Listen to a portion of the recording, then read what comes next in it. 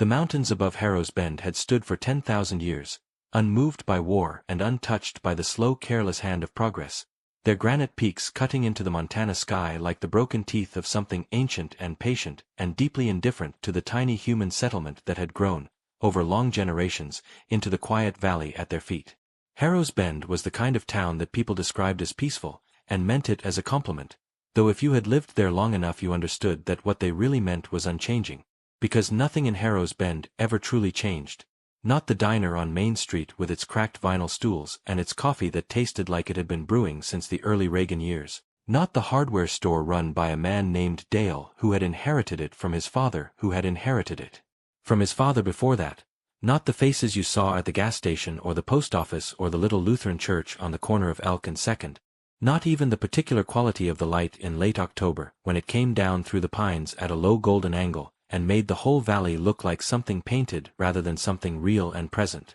The town had a population of just under 800 souls, and those souls knew one another the way only small-town people truly know each other, which is to say completely, and sometimes painfully, and always against any reasonable expectation of privacy. Every marriage and divorce and bankruptcy and illness catalogued and cross-referenced in the communal memory with the quiet efficiency of a library staffed entirely by people who had nothing better to do than remember everything forever. The mountains watched over all of it with their ancient impassivity, and the people of Harrow's Bend went about their lives in the long comfortable shadow of those peaks with the easy confidence of people who have never had a genuine reason to be afraid, and nobody looked up very often, because when you have lived beneath a thing your whole life, it ceases to be remarkable and becomes instead simply the permanent shape of the world you inhabit. That was the town Jack Mercer drove into on a Tuesday afternoon in late April, his pickup loaded with tools and cardboard boxes, and the quiet enormous white German shepherd who rode in the passenger seat with his great pale head tilted slightly toward the open window, watching the town scroll past with calm amber eyes that missed absolutely nothing. Jack himself was 45 years old and looked every year of it in the way that men who have spent their lives outdoors and in constant purposeful motion look their age, which is to say he carried it with a kind of weathered dignity, the lines on his face mapping not decline but accumulation, the kind of face that has been tested repeatedly by cold and exhaustion and grief, and has come through the other side still functional, and still present, and still paying close quiet attention to everything around it. He was 6 feet 2 inches of compact and deliberate muscle, built not for show but for the kind of sustained reliable performance that gets required in places where performance is the difference between living and dying, and he moved with the careful economy of a man who had learned at considerable cost that motion expends energy and energy is finite, and you never spend more of either than the moment genuinely demands. He had bought 40 acres on the ridge above town through a real estate agent in Billings, a parcel of land with a small existing cabin and a view of the valley that on clear days extended 30 miles in every direction, and he had paid cash for it because he had no mortgage and no debt and no immediate family left to support. Nothing behind him but 22 years of Navy service and a single defining catastrophe that he did not speak about to anyone but carried always, the way a man carries. A healed fracture in a deep bone, present in every change of weather, present in every unguarded moment, never quite absent from the quiet architecture of how he moved through his days. Ghost, the enormous white German shepherd, had been with him for 6 years, acquired from a military working dog retirement program when the dog's previous handler had been killed in action, and the animal had been given a medical separation for what the paperwork carefully called behavioral adjustment difficulties, which Jack understood without needing it explained to mean that Ghost had grieved, genuinely and deeply grieved, and had not come back from that grief in any way the military found administratively convenient. Jack had understood that completely. He had driven to the facility in Virginia on a gray February morning and walked into the kennel room, and Ghost had looked at him from the back of his enclosure with those pale amber eyes, neither hopeful nor suspicious, just completely and calmly present, and Jack had signed the paperwork without reading any of it and loaded the dog into his truck and driven away, and within a week they had established between them, without any formal negotiation or any particular effort, the kind of understanding that usually takes years to build between a man and a working dog, a partnership of mutual recognition between two creatures who had both lost something essential and had both decided, quietly and without drama, to keep going anyway. Ghost went where Jack went. Ghost slept where Jack slept. Ghost watched what Jack watched, with those steady unhurried eyes that seemed to process the world at a slightly different frequency than ordinary dogs, cataloging everything, missing nothing, offering his judgment in the form of the most economical possible signals, a slight tension in the shoulders,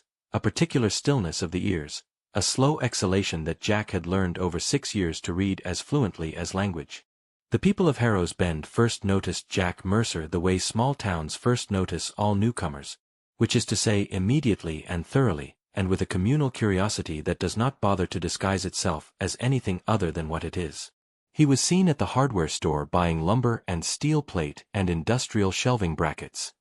He was seen at the feed and supply buying 50-pound bags of rice and dried beans and canned goods in quantities that seemed to belong to a much larger household than a single man and his dog. He was seen at the fuel depot arranging for the delivery of several large diesel storage tanks to his property up on the ridge. He was seen at the pharmacy buying medical supplies with the methodical thoroughness of someone stocking a small clinic rather than a home cabinet. Dale Hutchins at the hardware store, who had the deeply social nature of a man who has spent 30 years talking to everyone in a town of 800, tried on 3 separate occasions to engage Jack in conversation about what he was building up there, and on all 3 occasions received answers that were polite and complete, and somehow revealed absolutely nothing. The conversational equivalent of a door that opens to show you another door behind it. Randy Kowalski, who ran the only garage in town, and who had the loud, comfortable certainty of a man who has never once doubted that his opinion on any subject is both correct and urgently required by everyone around him, declared in the booth at the diner one morning that the new man on the ridge was clearly some kind of paranoid survivalist nutcase, the type who reads too much internet and not enough actual experience of the real world. And this opinion was received with the warm laughter of a roomful of people who were glad to have a label for what they had been observing, because a label makes a mystery manageable, and a manageable mystery is far less unsettling than an open one. They called it the panic bunker first in whispers and then openly, with the comfortable amusement of people who are certain they will never need what someone else is building. Judy Marsh, who taught 4th grade at the elementary school and who drove past the Ridge Road every morning on her way to work, reported to anyone who would listen that she had seen a cement truck go up the road 3 times in a single week, and that on one occasion she had seen ghosts standing at the top of the rise watching the road below with an attention so focused and complete that it had made her feel, inexplicably and briefly, like she was being evaluated rather than observed.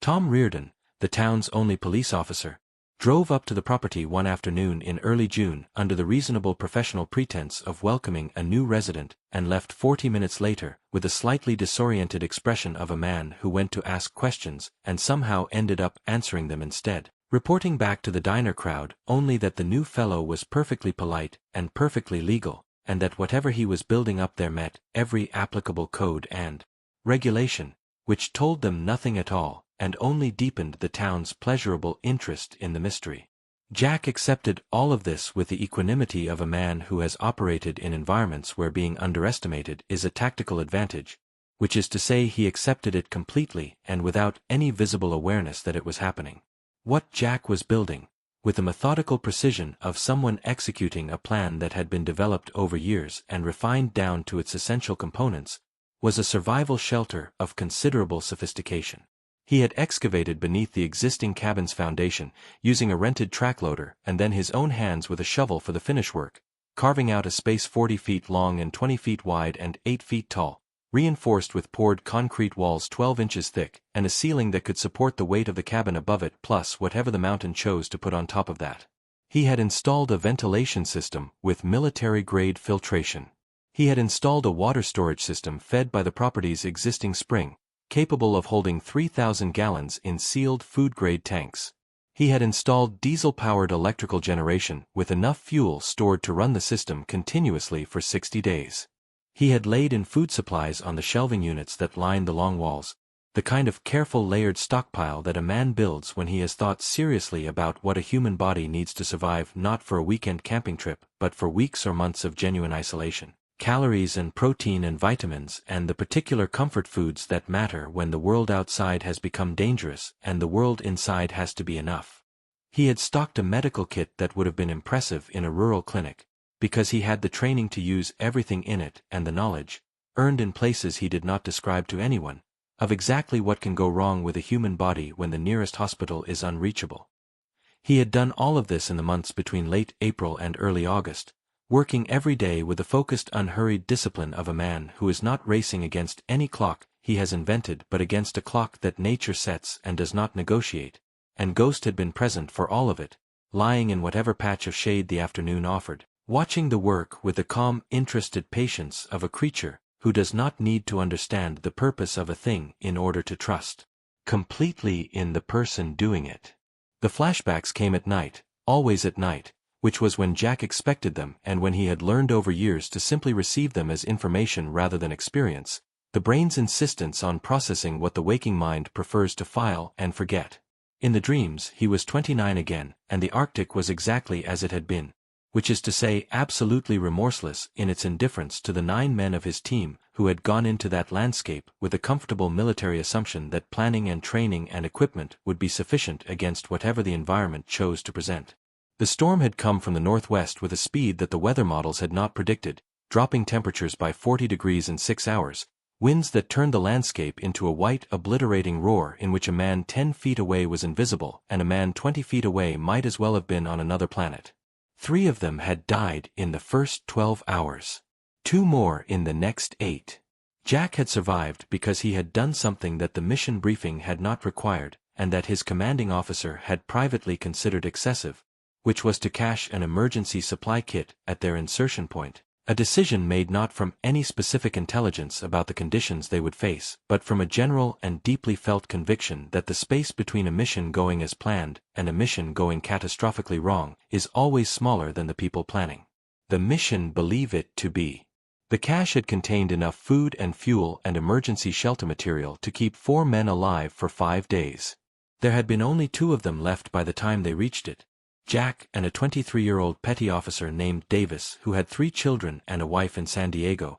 and who had wept with such absolute, unguarded relief when he found the cache that Jack had looked away to give the moment the privacy it deserved. Davis was alive today, running a landscaping company in Tucson, coaching youth soccer, sending Jack a text on his birthday every year without fail, a text that always said the same thing, which was simply that he was grateful and that he thought about it and that he wanted Jack to know that he knew. Jack always replied with something brief and deflecting because gratitude on that scale is a weight that a man like Jack carries best by distributing it into the texture of the ordinary rather than confronting it directly, and the shelter he was building in the Montana mountain was in some fundamental and non-negotiable sense his answer to the Arctic, his response to the lesson that the storm had taught him at a cost he would carry for the rest of his life, the lesson that preparation is not paranoia and that the difference between the people who survive and the people who do not is almost never strength or courage or skill alone, but whether someone, at some point before the crisis arrived, took the threat seriously enough to do the unglamorous patient work of getting ready for it. The summer passed, and the early fall passed, and the shelter was completed and stocked and tested, and Jack settled into the quiet rhythm of his days on the ridge, a rhythm that was simple and deliberate, and suited him in a way that the complex and urgent rhythms of his previous life had never quite managed to do.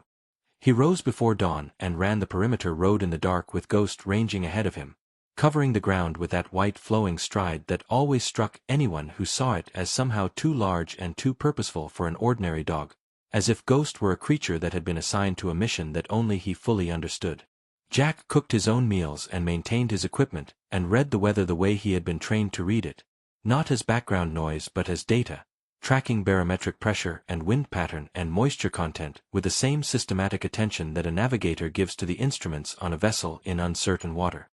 He had 3 barometers, which Randy Kowalski heard about secondhand and reported to the diner with the cheerful contempt of a man who has never in his life needed more than a glance at the sky to know what was coming, as if the redundancy itself were evidence of mental imbalance rather than professional discipline. Jack did not hear about this and would not have changed anything if he had. It was the 2nd week of November when the pressure began to move in a way that Jack had not seen before in Montana and had only seen once before in his life, in the hours before a Norwegian sea weather system collapsed onto his team's position with the sudden finality of a door being slammed shut from the other side. He had been tracking the barometric readings for 11 days by then, watching the slow build and the particular pattern of the upper-level winds against the satellite data he pulled on a laptop that connected through a cellular signal booster he had installed on the ridge, And what he saw in those numbers was not the ordinary drama of a November cold snap but something rarer and more serious. The kind of convergence that meteorologists who are paid to be cautious and conservative describe with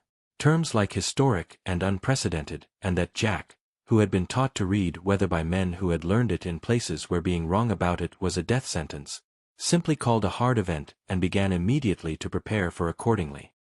He drove down into Harrow's Bend on a Wednesday morning and went first to the diner, where he knew he would find the largest concentrated audience for what he had to say. And he sat down at the counter with his coffee, and he told Dale Hutchins and Judy Marsh and 3 other residents who happened to be present that a very large and very dangerous storm system was going to hit the valley within the next 72 to 96 hours, that the meteorological conditions he had been tracking suggested sustained winds above 80 miles per hour with gusts considerably higher, temperatures dropping to -30 or below, and snowfall accumulations that would make the valley roads impassable within the first few hours of the storm's arrival.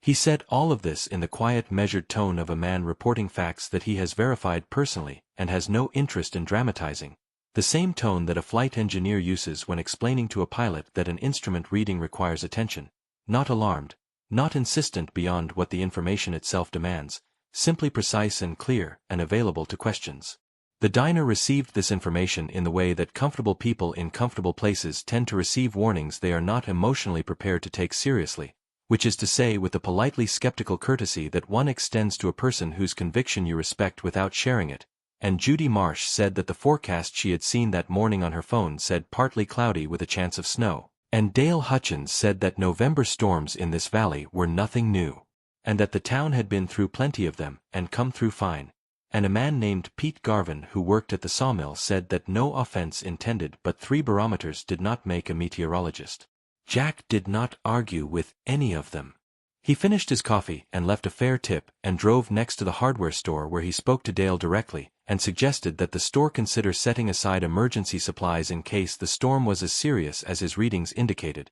and then he drove to the town's small medical clinic and spoke to the nurse practitioner there, a sensible woman named Carol Vance who listened to him without interruption and then asked 3 specific and intelligent questions about his data sources, and then he stopped at the garage where Randy Kowalski was under a lifted F-250 with his hands full of something mechanical and his radio going at a volume that suggested that quiet had never once been a priority in Randy's life. Jack told Randy the same thing he had told everyone else, and Randy lowered himself partially out from under the truck and looked at Jack with a particular brand of amused condescension that is only available to men who have never once been seriously wrong about anything in front of an audience large enough to count, and said that in 22 years of living in this valley, he had never seen a storm that shut the roads down for more than a day, and that whatever Jack had seen in his fancy instruments was most likely a weather glitch and not the end of the world, and that the end of the world was the kind of thing that paranoid people with underground bunkers tended to see coming around every corner.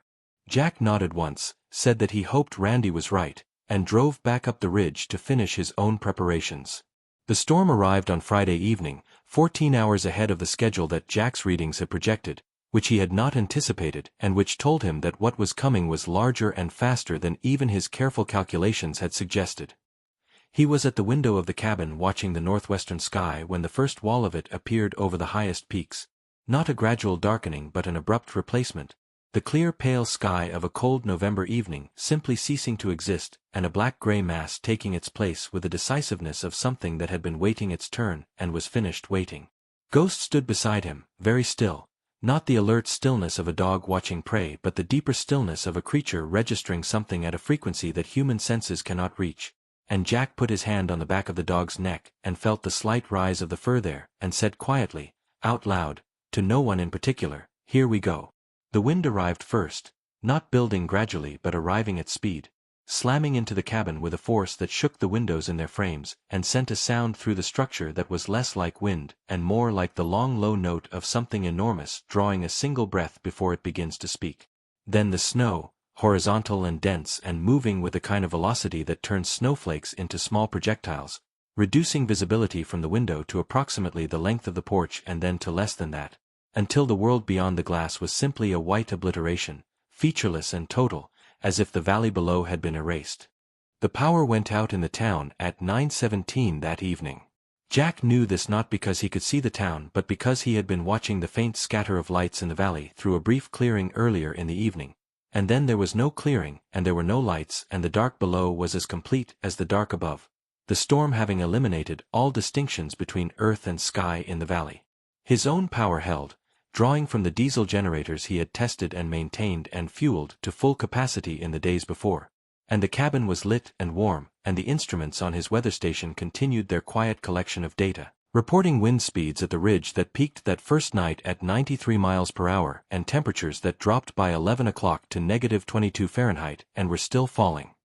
He made himself eat something and made himself sleep for 4 hours, because he knew with the certainty of a man who has done difficult things in bad conditions that the moment when you will most need your full capacity is always the moment immediately after the conditions have made getting that capacity difficult. And he set his alarm and slept with Ghost pressed warm against his legs and the cabin walls working hard against what was outside them. The first knock came at 4:40 in the morning. Jack was already dressed when he heard it because Ghost had been at the door for 3 minutes before the sound arrived, standing with that particular quality of alert attention that meant a known presence was approaching rather than an unknown one. And when Jack opened the door, he found Judy Marsh on his porch in a winter coat that was inadequate for what she had just walked through, snow packed into every fold and crease of her clothing, her face a complicated map of cold and exhaustion and a particular expression that Jack recognized as the face of a person who has recently had to revise a significant belief about the world under conditions that did not afford any time for the revision to be comfortable. She had her neighbor's 2 children with her, a girl of about 8 and a boy of perhaps 6, both of them pressed against her sides with the absolute physical trust of small children who have decided that this adult is the thing standing between them and something they cannot name. Jack stepped back from the door, and said come in, and Ghost moved quietly forward, and pressed his great white head against the side of the little girl's leg, and the girl made a sound that was not quite crying, and not quite laughing, and put both her small hands in the thick fur of Ghost's neck, and held on. Over the next 7 hours they came up the mountain in the dark, and the screaming wind, 1s and 2s and small family groups, following the lights of the cabin that Jack had made sure were visible from the valley by positioning them in the highest windows, a deliberate signal to anyone below who might be looking for something to move toward. He and Ghost went out 3 times into the storm to meet people who had made it as far as the lower tree line but no further, guiding them the last quarter mile through a wind that made conversation impossible and orientation nearly so. Jack moving through the white obliteration with the unhurried confidence of a man who has navigated worse with less. Ghost ranging ahead and then returning with the practiced efficiency of a search and rescue animal, running a pattern, checking, confirming, reporting back. On the second trip out, he found old Herbert Crane, who was 79 years old and lived alone in the last house before the ridge road began, sitting in the snow 40 feet from his own front door in a condition that Jack assessed in 3 seconds as serious and moved on immediately, lifting the old man to his feet and putting Herbert's arm over his shoulders and talking to him in a low steady voice the entire way up the mountain, not saying anything in particular, just maintaining the thread of human contact that keeps a person present in their own body when the cold is working to disconnect them from it. Ghost walked on Herbert's other side, pressed close, providing warmth along the old man's left flank, and Herbert said nothing the entire way up, but when they came through the cabin door and the heat hit him, he gripped Jack's forearm with both hands for a moment with a strength that surprised Jack, and then let go and allowed himself to be settled into a chair near the heating unit, and did not speak for nearly an hour. By noon on Saturday there were 31 people in the cabin and the shelter beneath it, which was crowded in the way that a space designed for 8 people is crowded when it contains 31, but warm and lit and stocked with everything that 31 people needed to remain alive and functional for days beyond what the storm could possibly maintain. Jack organized them the way he had organized everything else in his life, with the minimum necessary authority and the maximum possible clarity, assigning tasks and rotations and responsibilities not with the blunt hierarchy of a commanding officer, but with the quiet practicality of a man who understands that people in a genuine emergency will do almost anything if it is explained to them plainly, and if the person explaining it seems to know what they are doing. Carol Vance, the nurse practitioner, took charge of the medical corner with the calm competence of a woman who has spent 20 years dealing with whatever actual emergencies a rural community generates. Judy Marsh organized the children into a corner of the shelter where the shelving units had been rearranged to create a space that was separated from the adult anxiety of the main room, and Ghost installed himself in that corner, as if it had always been his assigned post, lying in the center of the available floor space with the absolute settled patience of a creature entirely comfortable with his purpose, and the children arranged themselves around and against him with the instinctive animal trust that children extend to dogs that are radiating the right kind of calm. And the sounds from that corner for the next 36 hours were not the sounds of frightened children, but the murmured sounds of children who have found a safe harbor and are resting in it. Randy Kowalski arrived last, coming through the cabin door at 2 in the afternoon with ice in his beard, and a bruise on his forehead from where he had fallen somewhere on the ridge road, and the expression of a man who has spent the last 18 hours being comprehensively wrong about something in front of an audience that included most of the people he knew. Jack handed him a blanket and a cup of hot coffee, and did not say a single word about any of it, because there was nothing to say that the moment had not already said more completely than any words could manage. Randy sat down on a crate in the corner of the main room and drank his coffee and did not speak for a long time, and Jack went back to the work of managing 32 people in an underground shelter during the worst storm in the recorded history of Harrow's Bend, Montana, which was the only response to the situation that he had ever considered. The storm ran for 36 hours from its full arrival to the point at which the wind dropped below 40 miles per hour, and the snow thinned from a total obliteration to an ordinary heavy fall. And during those 36 hours the shelter held, and the generators held, and the food held, and the water held, and every single person inside that reinforced concrete room under the mountain survived in warmth and relative comfort, which was exactly what Jack Mercer had designed it to do. When the wind finally died enough to open the cabin door without it becoming a physical contest, and the pale gray light of a Sunday morning came in over a valley that had been buried under 4 feet of new snow, the people of Harrow's Bend stood in the doorway of a cabin on a ridge and looked down at their town in a silence that had a particular quality to it, the silence of people who are standing on the near side of something that they almost did not get through and who are feeling the full weight of that nearness for perhaps the first time. The roads were invisible. The lower buildings were drifted to their eaves. The valley looked like a place that had been described to someone rather than lived in, the familiar shapes of 30 years of ordinary life rendered strange and far away by the scale of what had come down from the mountains overnight. Randy Kowalski stood in the doorway for a long time looking at all of it, and then he turned and found Jack standing behind him with Ghost at his left side, and Randy's face did something complicated and necessary, and he said, in a voice that was quieter than his voice usually was and that carried in it something that had not been there before, "You saved the whole town, Jack. You saved every single one of us." And Jack looked at him for a moment, and then looked back at the valley, and said that everyone had done what they needed to do, and that was all it ever was. Ghost pressed his head against Randy's hand. Randy looked down at the dog for a moment, and then looked back at the valley, and did not say anything else, but he stood there for a long time, and the weight of what he was carrying and what he was feeling and what he now understood was visible in every line of him, and Jack understood it because he had carried versions of it himself, and he said nothing more because sometimes the most respectful thing you can offer another person's reckoning is the simple quiet space to have it fully. They called it Mercer Ridge Shelter when they put the sign up, a simple wooden sign that Dale Hutchins made in his workshop and that a group of the town's residents carried up the ridge road on a clear cold morning 3 weeks after the storm. And Jack accepted the sign with the same contained equanimity with which he had accepted everything else the town had offered him, and he had Ghost photographed beside it by Judy Marsh, who had brought her camera, and the photograph showed Ghost sitting very straight with his pale amber eyes looking directly into the lens and his white coat bright against the dark wood of the sign and the mountain behind it, and it was the most still and composed and purely itself thing that anyone in Harrow's Bend had ever seen. And Judy put a copy of it in a frame and hung it in the diner where it remained for many years, long after Jack and Ghost were gone, a small permanent reminder posted in a place of warm ordinary comfort that the mountains had been watching the whole time, that the world always carries within it the capacity for hard events that no comfort can prevent but that preparation can survive, and that sometimes the quietest man in the room is the one who has already thought further ahead than the room itself can see.